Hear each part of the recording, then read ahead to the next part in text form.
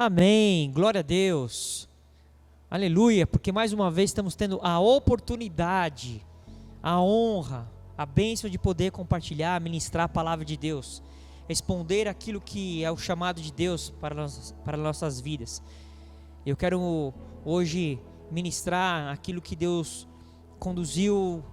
me conduziu para estar estudando, meditando, para compartilhar hoje. Eu queria tratar sobre um assunto, e esse assunto hoje nós vamos falar bastante sobre desenho animado. Vamos falar um pouquinho sobre desenho animado, sobre clássicos, filmes clássicos, desenhos clássicos. Nós vamos falar um pouquinho sobre isso também hoje aqui. Eu vou usar isso como uma figura de linguagem para tratar daquilo que Deus quer tratar conosco hoje. Mas sabe, antes de estar efetivamente compartilhando algumas coisas aqui, eu queria trazer ao nosso pensamento algo aqui que às vezes nós não chegamos a entender e pensar, talvez nunca alguém pensou sobre isso. Mas você já pensou por que Deus que criou e fez milhares e milhares, talvez bilhões, nós não sabemos, não tem como o ser humano saber, bilhões ou milhões de galáxias espalhadas, e de todos esses lugares que existem por aí, Deus escolheu a terra para o homem habitar? Você já pensou sobre isso alguma vez? Por que Deus escolheu a terra para o homem habitar? Por que Deus colocou o homem na terra? Deus podia ter colocado o homem em qualquer lugar. Ele é Deus. Mas Ele escolhe colocar o homem na terra. E quando Deus decidiu isso, é lógico que a Bíblia fala que isso aconteceu antes da fundação do mundo, mas ele faz isso depois que o mundo já existia. A Bíblia fala em Gênesis capítulo 1, logo no verso 2, ele fala assim: a terra, porém, estava sem forma e vazia. Havia trevas sobre a face do abismo, e o Espírito de Deus pairava por sobre as águas. Essa é uma passagem também bastante conhecida, ela é bastante conhecida até mesmo fora do contexto cristão. E aqui está dizendo que a terra já existia, mas ela era sem forma, ela era vazia, e havia trevas sobre a face do abismo. E a Bíblia fala que o Espírito de Deus pairava sobre as águas. Essa palavra pairava no original é como se fosse mais ou menos uma figura de uma galinha que está chocando os seus ovos. Ou seja, ali o Espírito cuidava ali, pairava, zelava pela terra. E a Bíblia pega esse lugar e coloca o homem. Mas uma coisa muito assim tremenda nessa passagem aqui, nesse versículo, é que essa palavra aqui, sem forma e vazia, essa palavra no original significa sem forma, sim, mas ela também significa confusão, caos, irrealidade, vazio, vácuo. Ou seja, ali a terra era um lugar do caos, era um lugar de caos. Na terra, a terra era um lugar que era o caos, porque a terra não existia, não estava uma coisa ordenada ainda, existia o caos. E Deus decide colocar o homem no lugar do caos. Deus coloca o homem no lugar do caos. Você já imaginou? Você já pensou? Você já chegou a meditar sobre isso? Por que motivo que Deus colocaria o homem lá no lugar do caos? Deus coloca o homem no lugar do caos para controlar, para administrar, para organizar o caos, para acabar com o caos, para tirar o caos. Porque quando Deus cria o homem, quando Deus cria Adão, Deus dá toda a autoridade para Adão administrar e fazer a gestão da terra. Tudo sobre a terra estava sob o controle e gestão de Adão. Tudo. A Bíblia diz, às vezes a nossa mente humana não alcança, mas a Bíblia diz que ele deu, Adão, o nome a todos os seres, todos os bichos, todas as plantas. Você já imaginou? Até hoje nós não sabemos o nome de todos os seres vivos, ainda existem seres ainda que o homem ainda nem conhece, mas Adão já conhecia e já tinha dado o nome. Então, Deus pega o homem e coloca nesse lugar de caos. E nós, a igreja, aqueles que são remidos pelo sangue, aqueles que foram alcançados por Cristo, aqueles que vivem hoje no reino, aqueles que fazem parte da condição de filhos de Deus. Deus nos tirou da nossa condição de perdidos e nos salvou para que nós pudéssemos, na terra, que a terra é o lugar do caos, porque a Bíblia diz que o mundo jaz no maligno, e a Bíblia nos salvou, nos estabeleceu para que nós pegássemos nesse lugar de caos e trouxéssemos a solução para o caos. Nós, a igreja, somos a solução para o caos. Não existe outro, não existe uma situação, uma coisa, uma pessoa qualquer, um sistema que possa solucionar o caos do mundo. Somente a igreja. E aqui, ressaltando, como sempre faço, deixar claro, não é a igreja, instituição igreja, a pessoa jurídica igreja, não é a religião, a igreja religiosa, não, é a igreja, o ser vivo, o corpo de Cristo. O corpo de Cristo está na terra para trazer solução para o caos. Mas, por vezes, nós, a igreja, aqui eu sempre estou colocando na condição no contexto geral, nós, igreja como corpo de Cristo espalhado pela terra, ao invés de nós trazermos a solução para o caos, nós temos piorado o caos. Ao invés de trazermos a solução, estamos contribuindo para que o caos piore, para que haja piora no meio do caos, a bagunça fica mais bagunçada, e esse não é o nosso papel. Eu já falei aqui, semana passada eu falei sobre também, o propósito do inimigo, o propósito de Satanás é apenas nos tirar do propósito. Quando nós saímos do propósito, mesmo dentro de um contexto religioso, mesmo fazendo parte de um contexto de igreja, se eu estiver fora do meu propósito, eu estou contribuindo para o caos. E aqui, caos, às vezes esse caos pode ser micro, né? Ou aquele micro ambiente que eu vivo, aquele micro habitat que eu estou, aquela comunidade no qual eu estou inserido. Às vezes pode ser no contexto de um bairro, de uma cidade, de uma rua, de uma família, de um trabalho, de sociedade de modo geral. Mas quando eu estou fora do meu propósito, eu apenas estou contribuindo para que o caos piore. Por isso Satanás, ele só quer que eu saia do propósito. Sair do propósito, eu já comecei a ajudá-lo a permanecer com o caos na terra. Mas esse não é o nosso propósito, não, esse não é o nosso chamado. O nosso chamado é tirar, extrair, trazer a solução para o caos. No meio de um caos, no meio de uma pandemia, que essa pandemia demonstrou que um vírus invisível, imperceptível aos olhos humanos, é capaz de trazer caos para o mundo. E a igreja, que é a solução para o caos, o que tem feito? A pandemia só expôs nosso coração, mais nada. Só expôs.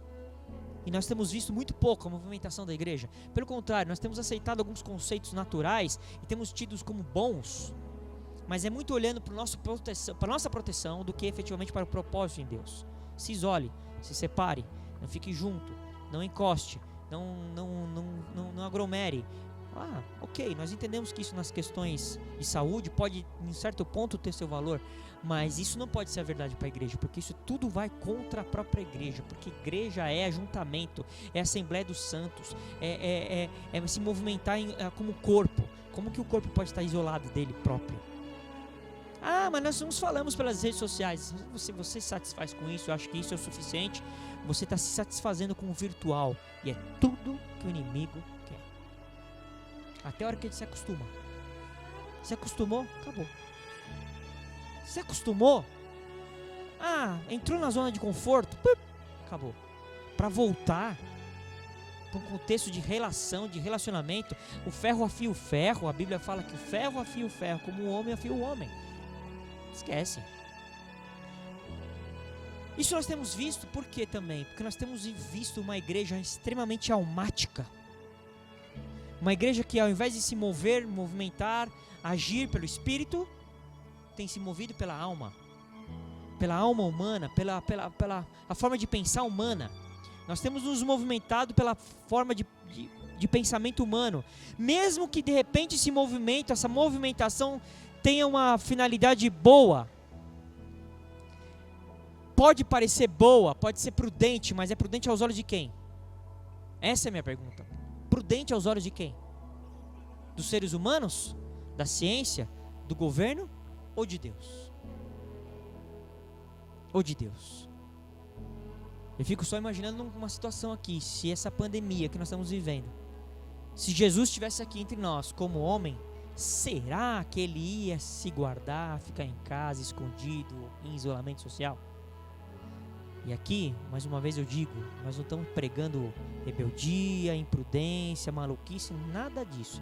Nós temos que tomar cuidado com a mentalidade que às vezes está por trás de uma mensagem que parece boa. E nós temos visto uma igreja extremamente almática. E eu quero voltar a ler aqui um texto que nós ministramos aqui. Ele fez parte de um contexto de ministração há pouco tempo atrás. Eu quero ler isso novamente, que está em Gálatas capítulo 4. Eu vou ler Gálatas agora, capítulo 4. Vou começar lendo a partir do verso 1. Gálatas capítulo 4, a partir do verso 1. Que diz assim: digo mais isto: enquanto é menor de idade, o filho que vai herdar a propriedade do pai é tratado como escravo, mesmo sendo de fato o dono de tudo. Enquanto é menor, ele fala aqui, mesmo enquanto é menor, há pessoas que tomam conta dele e cuidam dos seus negócios, até o tempo marcado pelo pai. Verso 3. Assim também nós, antes de ficarmos adultos espiritualmente, fomos escravos dos poderes espirituais que dominam o mundo. Uau! O escritor de aqui, Paulo escrevendo aos Gálatas aqui, a essa igreja aqui, ele está dizendo algo aqui muito forte. É lógico que esse texto aqui, nós não podemos começálo a ler a partir do verso 1 do capítulo 4, porque esse texto ele é uma continuação do final do capítulo 3, que ele está tratando sobre a lei. Ele está falando sobre o objetivo da lei. Então, se eu começo a ler só aqui, eu não vou compreender quem que é esse poder que estava sobre aqui. Ele está tratando, na verdade, da lei, mas aqui ele está falando, na verdade, de um princípio. Ele está falando que, enquanto o herdeiro, enquanto aquele que, mesmo sendo filho, ele pode ser herdeiro de muitas propriedades, pode ser dono de muitas coisas por herança, mesmo sendo dono de tudo, enquanto for menor, criança, imaturo, ele não vai poder usufruir de nada, porque ele vai ficar sob o cuidado, a tutela de tutores, curadores, mesmo sendo proprietário de tudo. Você imagina aqui, vamos fazer um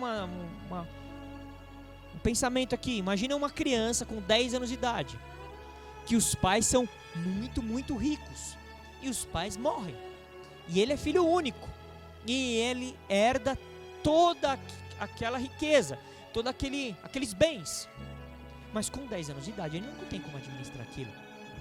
Então, enquanto ele não atingir a maioridade, ele vai ficar sendo administrado por outras pessoas. E naquela época, quem fazia esse papel eram os escravos. Os escravos faziam essa situação sobre o menor, eles que cuidavam dos menores. Ou seja, mesmo você sendo filho de Deus, mesmo você ter sido salvo, enquanto você for imaturo, criança em Deus, você vai ser controlado por alguém. E a Bíblia não compara, faz uma figura e diz que nós somos iguais aos escravos. E escravo aqui é figura de linguagem. Aqui o escravo é aquele que está efetivamente no mundo, aquele que pertence a Satanás. E ele fala no verso 3: assim também nós, antes de ficarmos adultos espiritualmente, fomos escravos dos poderes espirituais que dominam o mundo. Uau! Isso aqui é um princípio da palavra de Deus. A palavra de Deus, ela é cheia de verdades e princípios. Nós precisamos descortinar e entender por revelação isso. A Bíblia diz que nós estamos vivendo numa guerra. A Bíblia diz que nós estamos numa guerra constante. Essa guerra vai ficar até a volta de Cristo. E a Bíblia diz que as armas da nossa milícia, as armas da nossa guerra não são carnais, mas sim espirituais, poderosas em Deus. Para quê? Aí ele diz para que servem essas armas. Agora presta atenção, nenhuma criança vai para nenhuma guerra. Toda guerra só vai os homens adultos. Criança não pega em espada. E a Bíblia diz que a palavra de Deus é espada de dois gumes. Então, enquanto nós somos menores, nós não conseguimos saber manejar a espada. Nós não sabemos usar as armas espirituais, porque somos crianças, imaturos, não sabemos lidar com isso. Nós não sabemos lidar com isso. Então, é essa condição que a igreja muitas vezes se encontra, uma igreja almática, uma igreja imatura. E é isso que Deus quer nos livrar.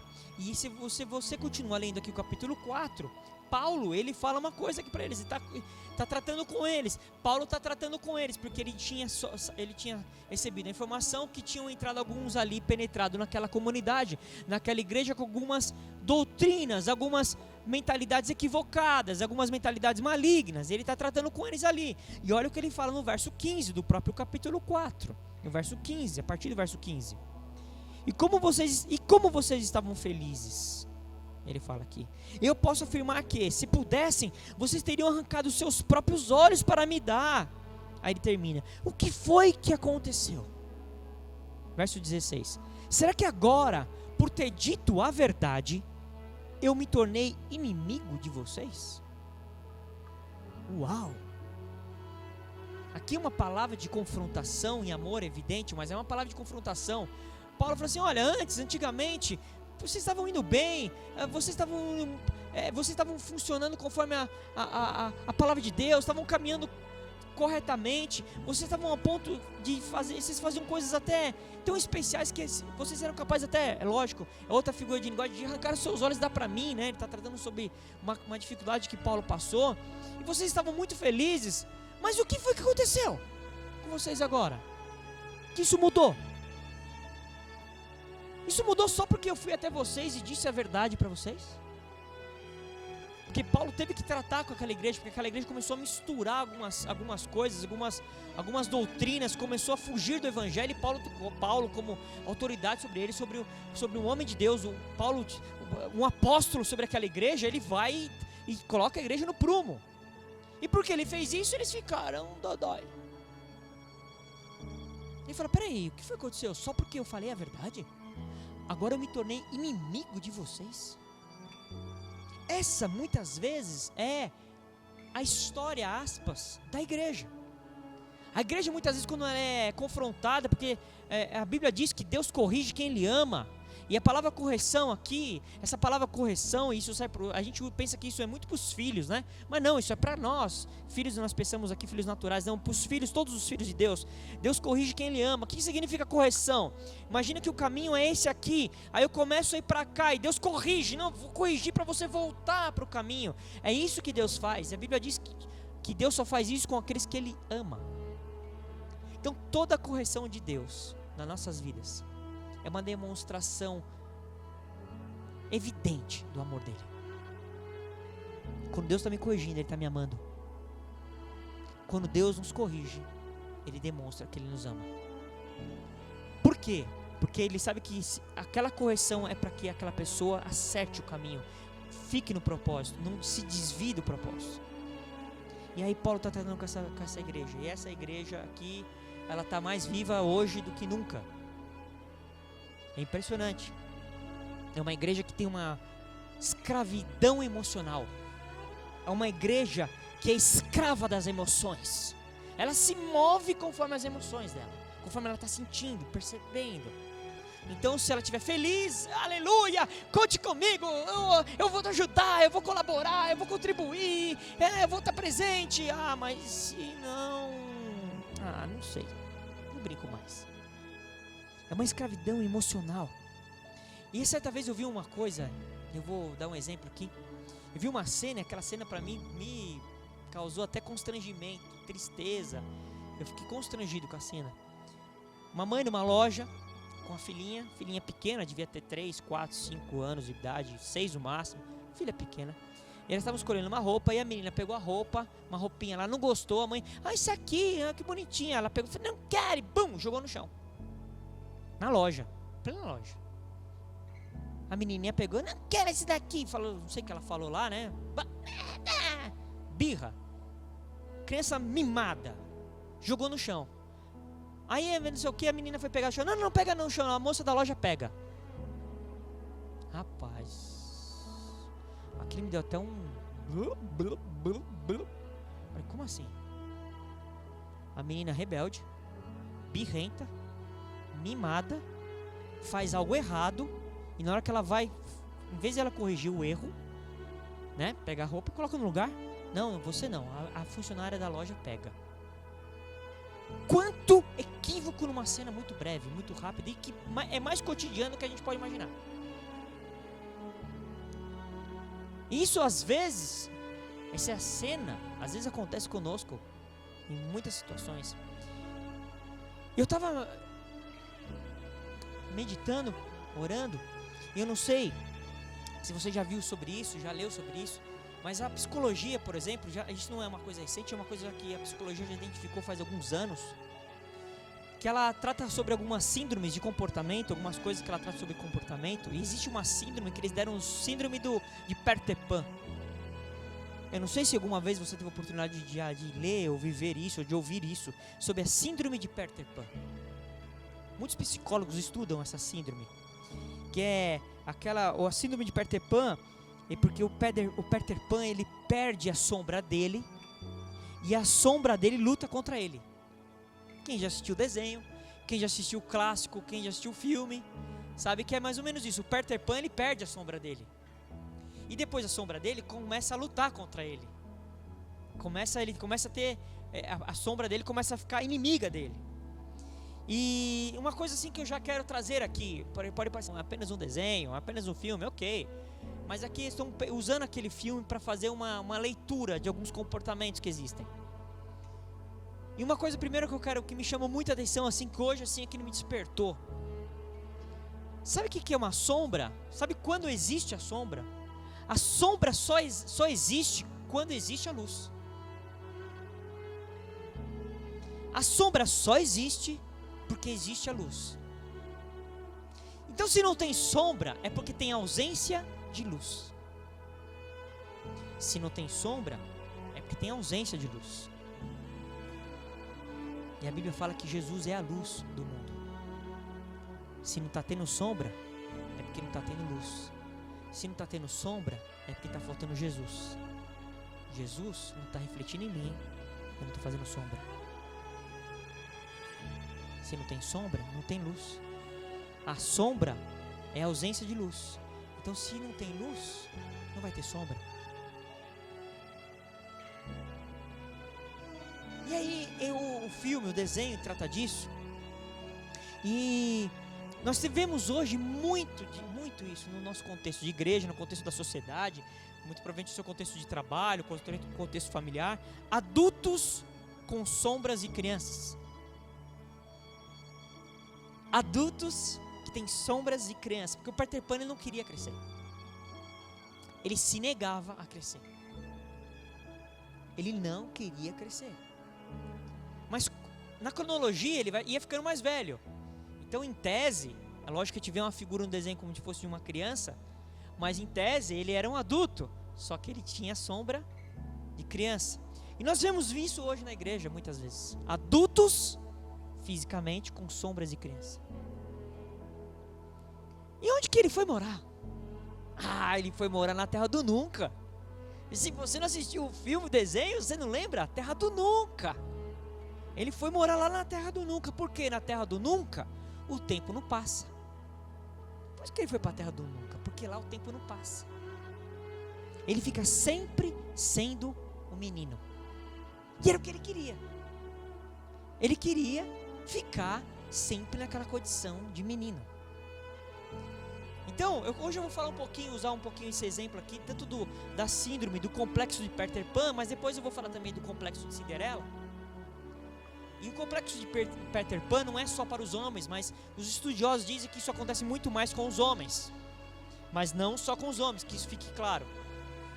Mas eu quero falar um pouquinho sobre esse complexo para fazer uma conexão com aquilo que tem acontecido no nosso contexto. O que nós vemos? Pessoas, adultos que têm dificuldade de amadurecer. Se comportam como crianças. E lá nós lemos, em Gálatas, que enquanto nós somos crianças e não fomos adultos espiritualmente, nós vamos ficar como escravos. Então nós temos visto muitos adultos fisicamente, adultos na forma natural, mas que têm dificuldade para amadurecer a sua estrutura de pensamento. Eles sempre se comportam como crianças. E uma coisa que eu achei muito interessante, que eu fui estudar sobre a história do filme, do livro, na verdade começou com um livro. E nas primeiras versões do conto de Peter Pan, os meninos perdidos, por que ele fazia o Peter Pan? Ele ia pegar uns meninos perdidos porque eles não queriam que eles brincassem. Os meninos perdidos acreditavam que ficando na Terra do Nunca, o que eles pensavam? Os meninos que o Peter Pan pegou. Eles pensavam que se eles ficassem lá na Terra do Nunca, eles não envelheceriam. É isso que era a história, que é a história na verdade. A história original é essa. Mas o Peter Pan o Peter Pan prometeu isso para eles. Falou, vamos para a Terra do Nunca, porque lá nós nunca vamos crescer, nós nunca vamos envelhecer. E eles acreditaram no Peter Pan, só que era uma mentira. Aquilo era mentira, porque eles envelheciam. Aquilo era uma mentira. Na primeira versão da história, o Capitão Gancho, por exemplo, não existia. Nós que lembramos às vezes do Capitão Gancho, mas o Capitão Gancho no começo, não existia. O Capitão Gancho vai existir depois, uma nova versão da história. E era o Peter Pan, que era tratado como... Ele era um garoto que raptava as crianças para não ter com quem brincar. Então o que eles pegavam aquelas crianças? Ele raptava aquelas crianças para eles não poderem continuar brincando e para ficar com ele na Terra do Nunca. Esse era o Peter Pan. E quando eles cresciam, as primeiras versões, é que depois já viu já as novas, né? Eles perceberam que o negócio ficou meio sombrio. E eles perceberam isso, que ele ficou uma coisa muito sombria, ficou um negócio meio pesado. Porque nas primeiras versões da história, ele pegava as crianças, raptava as crianças, e como ele mentia para as crianças, ele mentia. Falava que eles não envelheceriam, mas como eles começavam a envelhecer, ele pegava aquelas crianças e jogava no mar. Isso era o que o Peter Pan fazia. Essas eram as primeiras. Mas daí como aqueles que estavam escrevendo a história perceberam que o negócio ficou pesado, eles mudaram um pouco a história. O personagem, Peter Pan, ele se recusava a crescer e ele queria passar a vida tendo aventuras mágicas. Para ele o legal era passar várias aventuras mágicas. É isso que ele queria passar a vida dele sempre se divertindo do jeito dele, no modo dele, conforme o desejo dele. De acordo com os psicólogos, eles falam que essa síndrome de Peter Pan se caracteriza pela grande dificuldade do indivíduo de se enxergar como adulto e se desvencilhar totalmente do seu papel de criança e começar a crescer de verdade. Eles dizem ainda, isso faz constantemente agir de forma infantil, imatura, rebelde e inconsequente. E ainda assim, eles querem ser compreendidos e aceitos na sua forma de ser e agir. Eles se recusam a crescer. Isso que eu estou falando, eu estou retratando o que os estudiosos falam. Eles se recusam a crescer, eles agem de uma forma infantil, imatura, rebelde, inconsequente, mas eles querem que os outros os aceitem do jeito que eles são. Que ninguém venha falar com eles, que ninguém venha mexer com eles, que ninguém venha corrigi-los. Eles não querem. O Peter Pan, ele ficava rebelde. Essa resistência, eles dizem mais, em crescer é mais comum entre os homens e pode afetar a vida acadêmica, profissional, amorosa, espiritual, porque eles querem perpetuar comportamentos infantis. Geralmente essa pessoa cresce fisicamente, mas a sua mente continua a morar na sua infância. Vai crescendo, fica um homão. Mas a mente continua frequentando, morando, residindo no lugar de infância. Rejeitando veementemente os papéis de pai, de marido, de profissional. E aqui vamos colocar nosso contexto de na questão ministerial, na questão de servo de Deus e filho de Deus. Agora eu estou contextualizando. E ficando imerso num universo particularmente cheio de comportamentos infantilizados. Por isso mesmo, seus hábitos, você pode perceber, essas pessoas, aqui estamos falando um pouco mais dos homens, que isso acontece mais com os homens, não só, mas pode perceber através dos hobbies deles, dos hábitos. Os hobbies são brincadeiras brincadeiras que têm uma lembrança infantil, infantilizada, tal. Os hábitos alimentares são infantilizados. Você vê às vezes uns homenzões assim, o cara só quer comer batata frita com Coca-Cola. Tenta falar para ele comer uma salada, pelo amor de Deus, ele se nega. É uma dificuldade. O McDonald's fica feliz com eles. Fica feliz. Eles deixam o McDonald's muito bem. Porque sempre a mente dele está no lugar de infância. É lógico que pro nosso gosto, pro nosso paladar, essas comidas fast food, atraem nosso paladar. Eles não fazem pra gente comer e falar, cara, não, pelo contrário. Senão o negócio quebrava. Se dá sucesso é porque o negócio é bom. O nosso paladar, né? Agora, é saudável? O homem, o ser natural maduro, o adulto, discerne. Isso aqui pode ser até gostoso pra mim, mas não é tão bom, não é tão saudável. Então eu vou deixar ele comer isso para comer uma coisa mais saudável. Agora a criança não sabe discernir isso, não discerne isso. E eles dizem mais, ainda são associados a essa época e eles se negam a envelhecer e o que interfere diretamente na sua vida. Nesse sentido, eles falam ainda, são observados na vida adulta problemas de ordem sexual, psicológica, financeira, social, além de sempre terem uma forte dependência emocional, que refletem diretamente na sua dificuldade para amadurecer, crescer e honrar seus compromissos pessoais e profissionais. Tem pessoas que têm uma dificuldade, você pode contar com ela está sempre vacilando. Além disso, quem tem essa síndrome, desperta com comportamento narcisista e faz com que o indivíduo sofra de sérios bloqueios em suas relações, fazendo com que ele tenha dificuldades em assumir e manter relacionamento e compromissos duradouros. Eu fiz essa leitura aqui para retratar um pouco que os profissionais da área de psicologia falam sobre isso. E aqui a gente tem que ter sabedoria, não vou rejeitar todo o conhecimento. A gente pensa que aquilo que não foi escrito na Bíblia literalmente não serve, não, Deus não faz assim. É evidente que aqui tem um entendimento humano que foi feito através de um estudo, mas aqui nós podemos pegar esse entendimento que foi adquirido pela sabedoria humana e botar na sabedoria de Deus aqui, uma sabedoria espiritual. Você já se deparou alguma vez com uma pessoa que faz bico ou fecha a cara assim, quando ela recebe um feedback, quando alguém discorda do que ela pensa, o que ela fala? Você já se deparou isso alguma vez?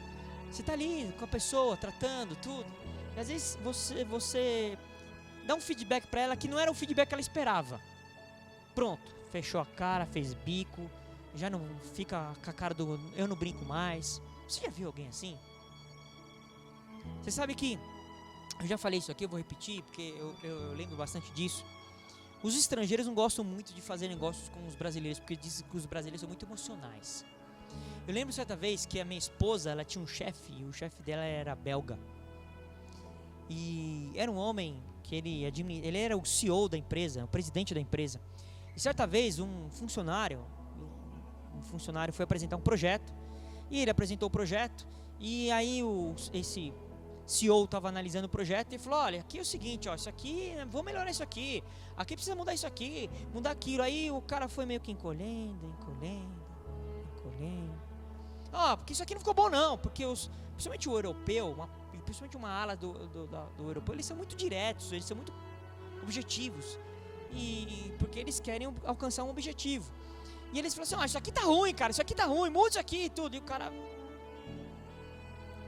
E aí, foi passando o tempo, ele estava tratando do projeto e estava perto da hora do almoço. Aí ele pegou e viu assim, tá na hora do almoço, vamos almoçar? Vamos lá almoçar? E o cara ficou todo deprimido, todo fechado, dodói. E o cara não entendeu, o que aconteceu? O cara ficou assim. O cara não entendeu, não compreendeu que ele estava tratando sobre um trabalho que ele tinha apresentado e ele estava fazendo análises para melhoria do projeto. Não estava dizendo que o cara era ruim, que ele era contra aquela pessoa, mas nós, os emocionais, as pessoas emocionais levam tudo pro cunho pessoal. E o cara ficou todo chateado porque ele achou que eu estava falando contra ele. Não, o cara não entendeu, falou, peraí, não tô falando dele não, até porque se não gostasse dele, mandava embora, né? Demitia. Aí o cara ficou na deprê. Você já se deparou com pessoas assim?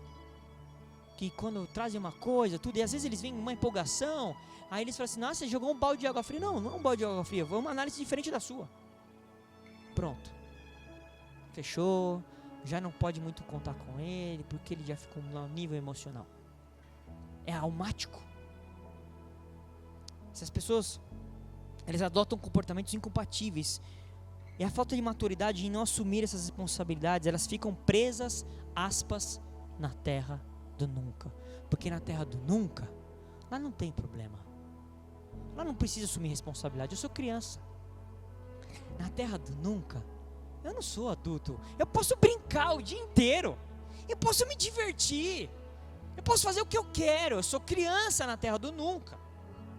A terra do nunca é o lugar que afastam as exigências reais e se esconde de um mundo verdadeiro e nos coloca num mundo de fantasia.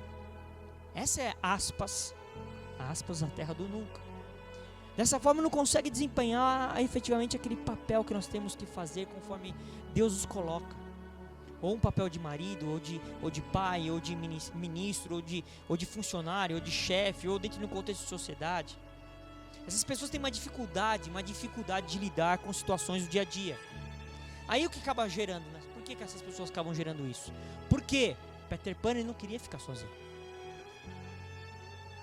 Essas pessoas que são assim, elas têm medo da solidão. E a solidão, só o receio de pensar em ficar sozinho já gera uma angústia. Eles têm medo de assumir responsabilidade. O simples fato de eles acharem que eles vão assumir uma responsabilidade, antes mesmo de assumir, já cria neles uma angústia, uma dificuldade. Essas pessoas elas têm medo das consequências dos seus atos. Elas sempre pensam no pior, é um fatalismo geral. Eu vou fazer isso, mas vai que acontece tal coisa, aquilo gera uma angústia. Elas têm uma dificuldade muito grande de assumir compromisso. Se chama para perto, chama para um compromisso. Nossa, mas é uma dificuldade para assumir. Eu não sei. Aí fica uma relutância, uma coisa difícil. E dá 559 mil desculpas do A até o Z. Ela tem do A até o Z as desculpas. Hoje é a desculpa número 3 da letra C. Essas pessoas têm dificuldade até às vezes de serem pontuais nos seus compromissos. Tem gente que chega atrasado em tudo. Não tem um controle, porque é muita emoção, é muito alma, é muita vida natural. Essas pessoas têm sempre um sentimento de insegurança nelas. É impressionante. Elas sempre se colocam numa condição de inseguras. Se tira de um contexto delas, o contexto de conforto que ela se coloca que ela entende que é confortável para ela, se ela pensa que ela vai sair daquilo, nem que seja um pedacinho, ela já se sente absurdamente segura. Ela tem uma dificuldade, às vezes pessoas extremamente talentosas, pessoas que têm uma capacidade muito grande de fazer a coisa, e quando são demandadas a fazer aquilo, elas se sentem seguras se elas saem da sua zona de conforto. Elas têm medo de não ser amados. Por quê? Elas têm medo da rejeição. Elas pensam assim, se eu fizer e não der certo, as pessoas vão me rejeitar, as pessoas não vão mais querer ficar comigo, as pessoas não vão querer mais conversar comigo, as pessoas vão me deixar. Elas começam a pensar sempre numa coisa do lado errado, ruim, equivocado. Tamanho nível de insegurança, tamanho nível de imaturidade. Essas pessoas também não querem muita autonomia. Quando você coloca sobre elas uma responsabilidade muito grande, peraí, vamos compartilhar eu não quero ficar com isso aqui. Tudo pra mim, vai que isso aqui quebra, meu Deus. Eu não vou assumir isso aqui sozinho, não. Alguém precisa assumir comigo esse negócio aqui. É sempre um receio, uma angústia. Elas nunca conseguem dar um passo por fé. Andar em fé para elas, a fé dessas pessoas é balizada naquilo que elas têm nas mãos, e não naquilo que Deus os lançou em propósito. Essas pessoas vivem no mundo infantil de Peter Pan, na terra, do nunca. Chamar para crescer, chamar para assumir responsabilidade, chamar para avançar em Deus, dá medo, receio. Elas querem sempre viver o aqui e o agora. Elas dificilmente pensam no próximo passo. Então, para satisfazer a vontade delas, eu quero agora, quero uma criança, eu quero agora. Não sei se você já se deparou também com essa imagem, uma criança no supermercado, numa loja. Mãe, eu quero isso, eu quero agora, e chora, e joga no chão.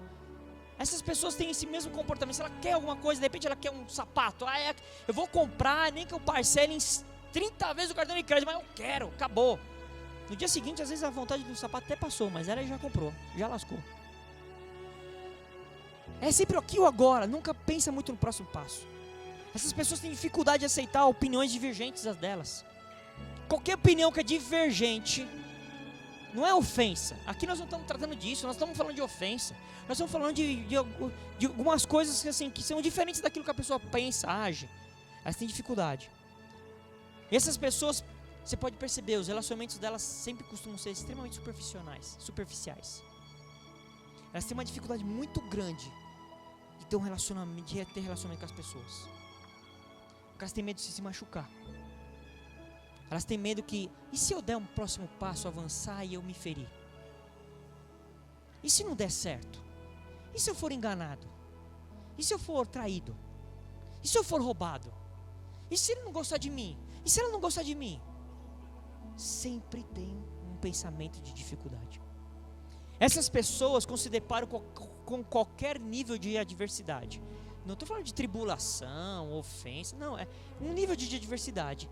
A adversidade toma um poder, um tamanho tal, que elas dão poder para a adversidade tal, que aquela adversidade que era uma coisinha bem pitiquinha, para aquela pessoa se torna um monstrengo. E aí ela dá poder para a adversidade que aquela adversidade não tem. E toda vez que nós damos poder para alguma coisa que não é a que ela tem, nós tornamos aquela coisa um Deus. E como eu, naturalmente, não consigo vencer um Deus, porque Deus são coisas espirituais. Existe só um Deus verdadeiro, nós sabemos isso, mas existem os falsos deuses. E nós colocamos eles como falsos deuses. E como nós não conseguimos vencer naturalmente, porque não tem como vencer um falso Deus na força do braço, na inteligência humana, não dá, porque é luta espiritual. A adversidade ganha de mim, e ela me recua, ela me retrocede, ela me diminui. Então eu pego às vezes uma adversidade e dou um poder para ela tão grande que ela não tem, e aquilo me oprime, aquilo me escraviza, aquilo me fecha, me prende. As adversidades existem para que a gente supere-as, para a gente ficar mais forte ainda. E a adversidade é um degrau acima para que alcance um lugar maior. E Deus é conosco ou não é conosco? Essa hora, e aí? Onde Deus está? Onde Deus fica nessa situação? Porque sabe, falar que Deus está comigo quando está tudo bem do meu lado, está tudo beleza, olha para minha conta bancária, está legal, a minha família está tudo jóia, está todo mundo saúde, está tudo controlado, está tudo bem, ninguém está falando mal de mim, está tudo jóia, e é fácil dar glória a Deus, meu querido. E dar glória a Deus quando a adversidade vem, e aí te gera um negócio, uma angústia, e você tem que tomar um passo de fé, e falar assim, você não tem esse poder que você está querendo ter em mim. E vence essa adversidade. O discernimento é para os maduros. Nós lemos isso numa outra ministração que está em Hebreus. Porque nós, pelas faculdades mentais exercitadas, maduros, nós discernimos o bem e o mal. Para discernir, eu tenho que estar maduro, para discernir. Então, como eu sou ainda uma criança, não quero sair da aspas terra do nunca, eu não consigo discernir. E aquilo muitas vezes me consome, me oprime, ou me afasta do propósito. Esse tipo de gente somente se veem protegidas dentro da sua zona de conforto. Só ali que elas se sentem protegidas. E essa zona de conforto pode ser qualquer uma, natural, espiritual, que ela julga espiritual, né? Espiritual aspas. Qualquer coisa que ela se julga, está na zona de conforto dela, aí ela se sente protegida. Mas tenta tirar, não é assim, não é tire. E se ela pensar que ela vai sair, aquilo já vai oprimir, já vai deprimir, já vai constranger, já vai gerar maledicência, murmuração, rebeldia, frieza, maledicência, malignidade. E aí, nada tem a ver com Deus, porque o fruto do Espírito é amor, bondade, longanimidade, benignidade, mansidão, domínio próprio. Essas coisas ficam de lado. E a confiança dessas pessoas fica limitada dentro desse ambiente de conforto. Fora disso, sempre reagem mal. Sempre reagem mal. Sempre reagem mal. Tem uma dificuldade de lidar, essas pessoas têm uma dificuldade de lidar com as frustrações. Aquilo que foge um pouco do seu controle, a pessoa age como uma criança. Chora, faz birra, bate o pé. Fica no cantinho do pé. Não vou brincar. Pegaram o meu brinquedo. Só falta fazer isso naturalmente, mas a ação é igualzinha de uma criança. Não, tá vendo? Meu amigo lá nem olhou pra mim. Assim eu não brinco. Qual que é o problema disso, além dessas coisas todas ruins que nós estamos falando? Essas pessoas, elas têm uma tendência fortíssima de ter depressão. É uma possibilidade muito grande disso acontecer com esse tipo de gente. Sofrer depressão. Essas pessoas costumam ser extremamente ansiosas. Você pode se deparar com pessoas assim, elas são ansiosas. Elas são extremamente ansiosas. Muitas roem as unhas. Muitas não conseguem terminar nada porque elas são muito ansiosas. Quando estão diante de um projeto novo, qualquer coisa nova, não dorme direito, perde sono, não come direito, não, sabe, tem dificuldades, às vezes não consegue nem fazer uma leitura até o fim. A pessoa está lendo, ela não consegue, porque o fim está longe, não dá, não consigo, eu quero chegar logo no fim. São pessoas extremamente ansiosas. E muitas também acabam, infelizmente, tendo desejos de suicídio. Com um grau mais aprofundado dessa situação. Esses pensamentos acabam sempre rondando a mente dessas pessoas.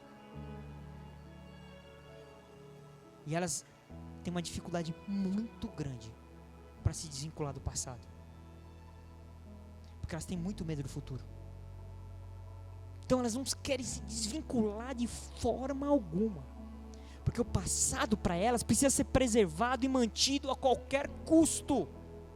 E que se ela não fizer isso, é como se ela fosse perder a essência dela, as histórias dela, os sentimentos dela.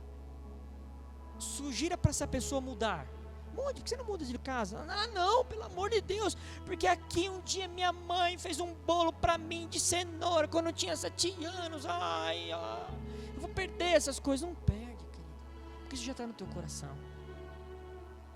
As pessoas têm muita dificuldade. O que acaba acontecendo em muitos casos? Gera paralisia emocional. Essas pessoas têm uma dificuldade tremenda de se relacionar, de receber sentimentos de amor, de compaixão, de acolhida, de relação. Elas têm uma dificuldade, elas têm muita dificuldade, gera uma paralisia emocional. Essas pessoas também costumam ser muito procrastinadoras. Elas procrastinam. Tem uma coisa que está para terminar, não consegue terminar, fica procrastinando. E elas têm um pensamento que o pensamento do Peter Pan, é um pensamento mágico, que tudo vai acabar sendo resolvido sozinho. Uma hora isso se resolve sozinho. Não conte comigo, porque eu preciso fazer alguma coisa. Não, ela fica contando, esperando que aquele assunto vai ser resolvido sozinho. Ela não se consegue desvencilhar do vínculo que parece que ela vai ter uma rejeição. Então ela fica com receio que, se ela se desvincular daquele vínculo que está prendendo ela, aquilo vai gerar uma rejeição da família, dos amigos, do contexto social, da igreja. Ele acha que vai ser rejeitado. Tem muitos que o tempo dele, na comunidade que ele vive, como igreja, já deu faz tempo. Deus já está direcionando para um outro contexto, mas ele tem medo. Outros não, pelo contrário. É ali o lugar deles. Mas ele não gostou de uma coisinha, não pega aquela universidade, mostra um monstrão assim, tchuf, daqui a pouco cadê? Foi. Porque tem medo. E também tem um outro também, que é a síndrome e o complexo de Cinderela. Complexo de Cinderela. Essas mulheres pensaram que era só o Peter Pan, né? Não, também tem a Cinderela. Esse complexo de Cinderela, é evidente que isso aqui cabe mais às mulheres, praticamente às mulheres só, que as mulheres sempre esperam que vai ter um príncipe encantado. Elas sempre estão na espera do príncipe encantado. Elas acreditam que elas serão felizes se tiverem um príncipe encantado.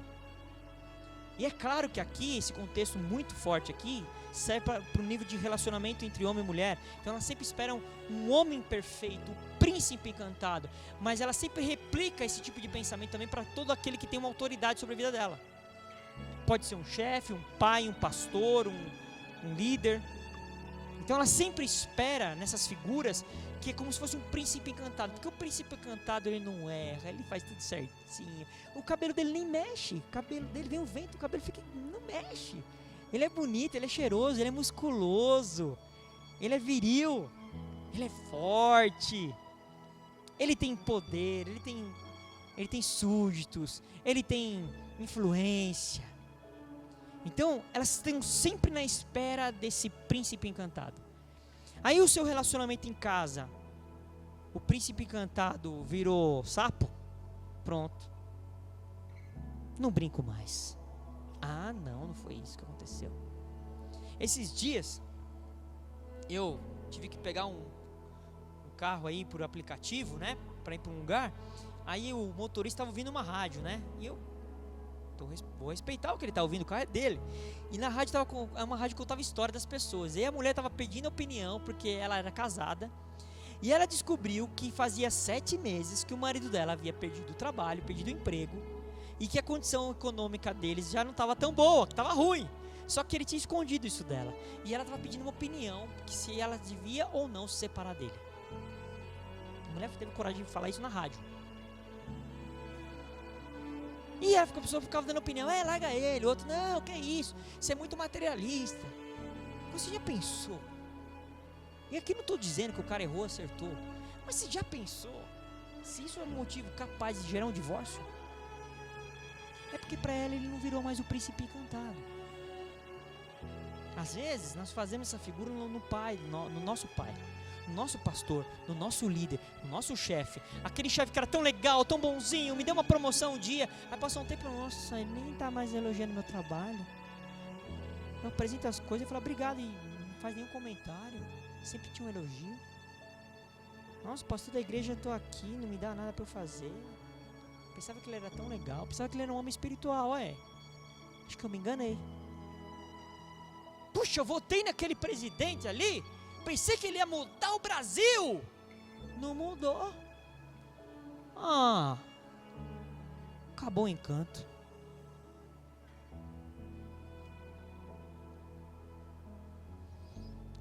Sabe, tem muita mãe, pai, e agora estou falando no contexto de cuidado com os filhos. Tem muita mãe e pai que estão terceirizando a educação dos seus filhos e estão deixando principalmente com cuidado, por exemplo, dos avós, por exemplo. É ruim isso. Até a vírgula não. Passou da vírgula fica muito complicado. Porque a responsabilidade de educação dos filhos é dos pais.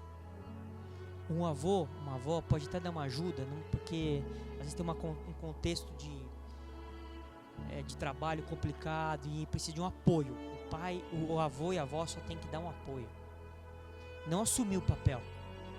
Qual que é a causa que às vezes acontece muito nisso? Quando um avô e uma avó assumem essa paternidade, essas crianças ficam com um mimo extremo.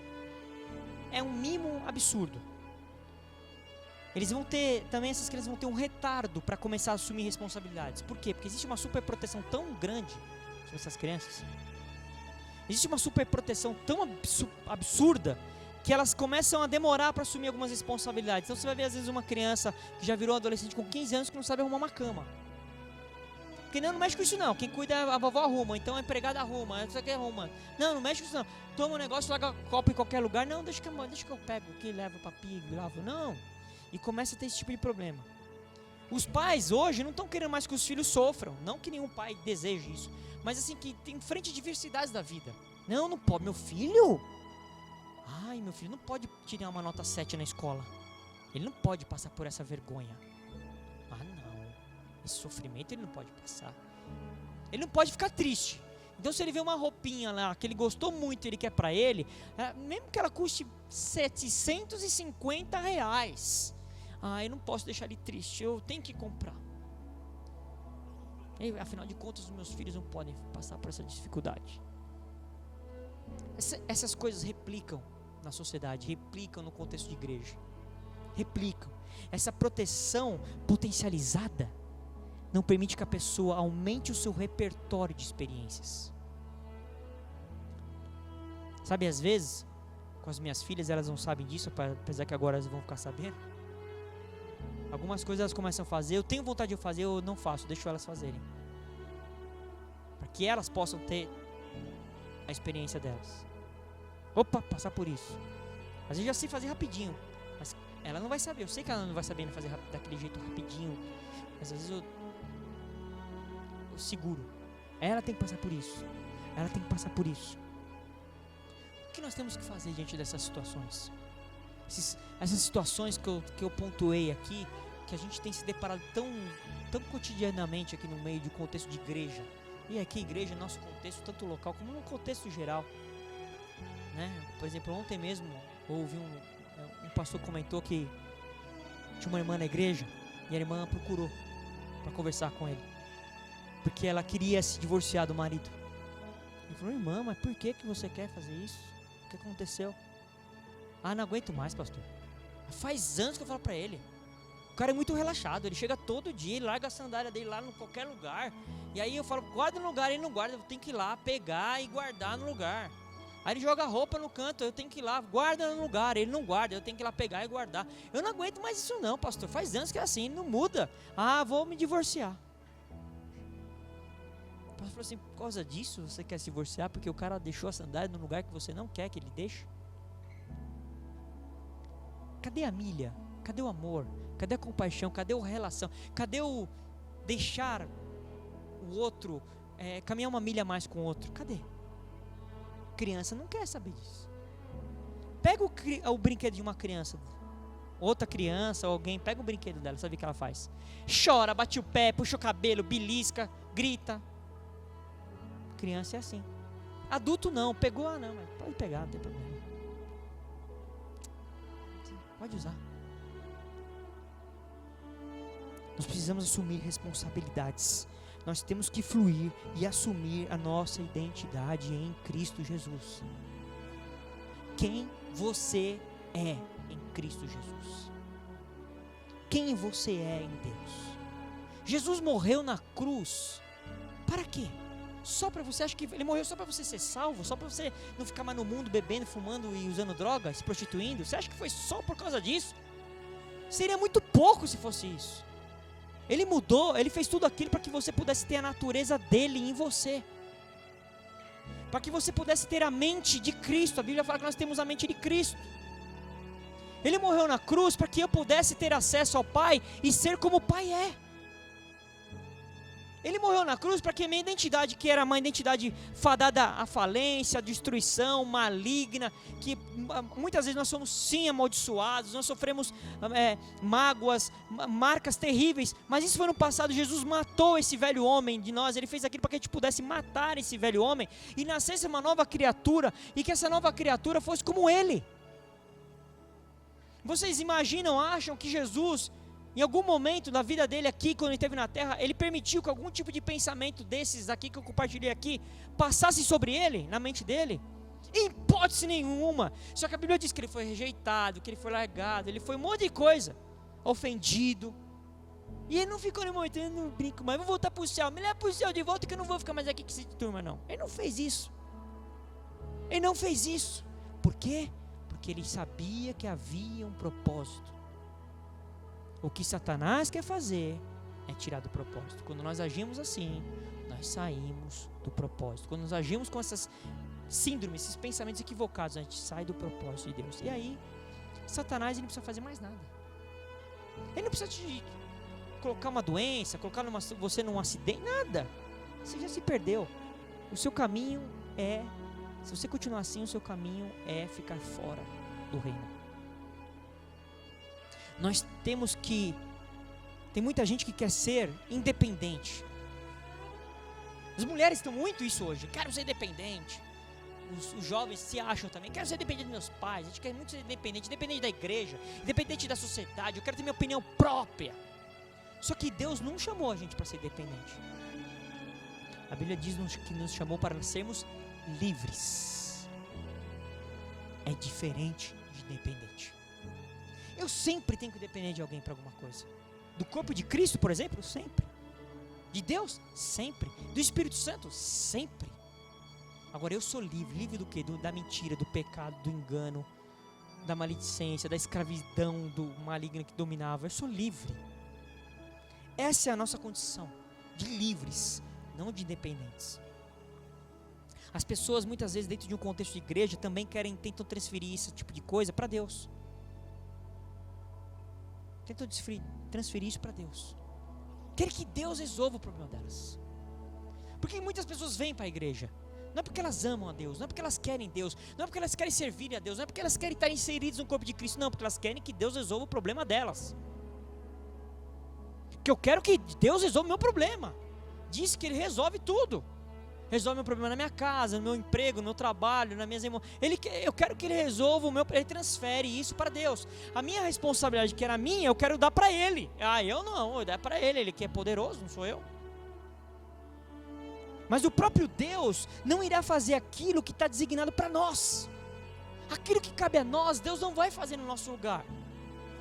Porque Ele sim é um Pai sábio.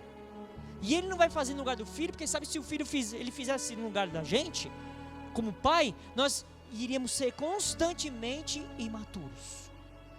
Deus não faz isso com a gente. Deus não faz isso com a gente. E quer ver um exemplo? O maior exemplo que nós podemos ver é o próprio filho dele, Jesus. O próprio filho Jesus, ele olha Jesus lá no Gólgota, pré-crucificação, ali naquele lugar ali, e também no momento de crucificação, no pré e no momento de crucificação, ele olha, vê que Jesus está passando por uma tremenda dificuldade, sofrimento absurdo. A Bíblia diz que Jesus sofreu, e a Bíblia diz que ele sofreu e sofreu até a morte. Ele está num momento muito difícil. Imagina Deus vendo o seu filho amado, que não errou, que não pecou, não fez nada de errado, passando por tudo aquilo. Você acha que Deus ficou feliz? Você acha que Deus achou aquilo mó legal? Que legal, ele está sofrendo, olha lá. Não, eu não acredito nisso. Só que não é por causa disso que Deus interferiu. Deus não interferiu no processo do propósito da cruz que Jesus tinha que passar. Jesus ora, clama: Pai, se possível, tira de mim esse cálice. Tira de mim isso aí, eu não quero ir lá. Se possível, Deus, me impeça que eu vá para a cruz. Ele ora, a Bíblia diz que ele ora. E ele fala assim, mas Jesus fala assim: se possível tire, mas seja feita a sua vontade. E sabe que o Deus Todo-Poderoso, o Pai de amor, o Pai de graça, responde para ele? Nada. Ali Deus fica em silêncio. Por quê? Ele já sabia, Jesus já sabia qual era o propósito que ele tinha que cumprir. Na cruz, Jesus fala: por que tu me abandonaste? Naquele momento, a dor de Jesus era tremenda, porque todos os nossos pecados estavam sobre Ele. E Ele fala chega uma hora que Ele fala assim: por que você me deixou? E sabe o que Deus faz? Nada. Porque Ele precisava passar pelo processo da cruz, para que eu e você tivéssemos acesso ao Pai hoje. Muitas vezes não adianta orar, Deus não vai te responder. Você já sabe o que você tem que fazer. Faça, seja adulto. Em frente, não na carne, não na força do braço, não no conhecimento humano, mas pelo Espírito, pelo Espírito, pelo Espírito, pelo Espírito. Saia dessa meninice, saia dessa síndrome tola que prende você num lugar chamado, aspas, terra do nunca. Por quê? Porque a terra do nunca não existe. Não existe a terra do nunca. Não existe a terra do nunca. Isso é apenas um conto. Não existe a terra do nunca. Seja maduro em frente. Em frente. Não na força humana. Não na malignidade. Mas pelo Espírito de Deus. Aí nós alcançaremos a vitória, estaremos fluindo no propósito, estaremos agradando o coração do Pai, estaremos sim glorificando a Deus, estaremos cumprindo o nosso propósito e a graça dele é sobre nós. Que Deus possa te abençoar em nome de Jesus. Amém.